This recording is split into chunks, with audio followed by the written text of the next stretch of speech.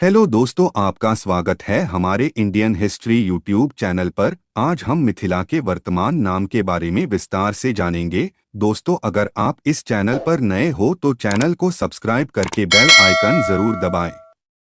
तो चलिए शुरू करते हैं आज की वीडियो को। जब हम कोसलपुरी अयोध्या का नाम लेते हैं उस समय विदेहपुरी मिथिला का भी स्मरण होता है। ये दोनों ही धार्मिक पुरियां हर काल में हमारे लिए प्रेरणा एवं संबल का स्रोत रही हैं।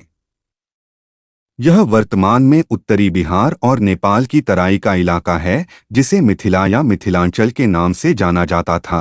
बृहद विष्णु पुराण के मिथिला महात्म्य में मिथिला एवं तीरभुक्ति दोनों नाम कहे गए हैं। मिथि के नाम से मिथिला तथा अनेक नदियों के तीर पर स्थित होने से तीरों में भोग, नदी तीरों से पोषित होने से तीरभुक्ति नाम माने गए हैं। मिथिला प्राचीन भारत के 16 महाजनपदों में से एक था। यह आधुनिक बिहार, झारखंड, उत्तर प्रदेश और नेपाल के कुछ हिस्सों को अपने में समाहित करता था।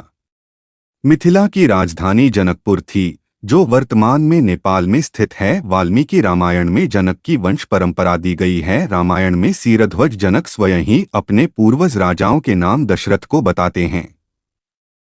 वाल्मीकि रामायण के अनुसार मिथिला पर रामायण काल तक निम्नलिखित राजाओं ने शासन किया। रामायण काल तक के विदेह, जनक वंशीय राजाओं के नाम वाल्मीकि रामायण में स्पष्टतया उल्लिखित रहने के कारण पुराणों की अपेक्षा वे नाम ही स्वीकार्य हैं, परंतु सीरध्वज जनक के बाद के राजाओं के नाम स्वाभाविक रूप से वाल्मीकि रामायण में न होने के कारण पुराणों का सहारा लेना पड़ता है। इनमें सर्वाधिक प्राचीन पुराणों में से एक तथा अपेक्षाकृत सुसंगत श्री विष्णु पुराण का आधार अधिक उपयुक्त है। सीरध्वज के पुत्र भानुमान से लेकर कृति अंतिम तक कुल 32 राजाओं के नाम श्री विष्णु पुराण 4 में दिए गए हैं और उन्हें स्पष्ट रूप से मैथिल इत्येते मैथिला कहा गया है। मिथिला प्राचीन भारत में एक राज्य था। मिथिला वर्तमान में एक सांस्कृतिक क्षेत्र है, जिसमें बिहार के तिरहुत, दरभंगा, मुंगेर, कोसी, पूर्णिया और भागलपुर प्रमंडल तथा झारखंड के संथाल परगना प्रमंडल के साथ साथ नेपाल के तराई क्षेत्र के कुछ भाग भी शामिल हैं। मिथिला की लोकश्रुति कई सदियों से चली आ रही है, जो अपनी बौद्धिक परंपरा के लिए भारत और भारत के बाहर जानी जाती रही है। इस क्षेत्र की प्रमुख भाषा मैथिली है। हिंदू धार्मिक ग्रंथों में सबसे पहले इसका संकेत शतपथ ब्राह्मण में तथा स्पष्ट उल्लेख वाल्मीकि रामायण में मिलता है। मिथिला का उल्लेख वेदों, महाभारत, रामायण, पुराण तथा जैन एवं बौद्ध ग्रंथों में हुआ है। वाल्मीकि रामायण तथा विभिन्न पुराणों में मिथिला नाम का संबंध राजा निमि के पुत्र मिथि से जोड़ा गया है।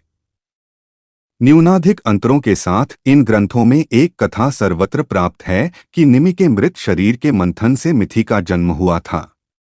वाल्मीकि रामायण में मिथि के वंशज के मैथिल कहलाने का उल्लेख हुआ है, जबकि पौराणिक ग्रंथों में मिथि के द्वारा ही मिथिला के बसाए जाने की बात स्पष्ट रूप से कही गई है।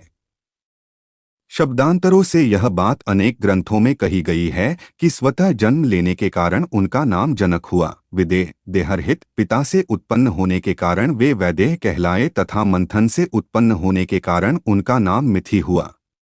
इस प्रकार उन्हीं के नाम से उनके द्वारा शासित प्रदेश का नाम विदेह तथा मिथिला माना गया है। महाभारत में प्रदेश का नाम मिथिला तथा इसके शासकों को विदेहवंशीय विदेहा कहा गया है। बृहद विष्णु पुराण के मिथिला महात्म्य में मिथिला एवं तीरभुक्ति दोनों नाम कहे गए हैं। मिथि के नाम से मिथिला था अनेक नदियों के तीर पर स्थित होने से तीरों में भोग, नदी तीरों से पोषित होने से तीरभुक्ति।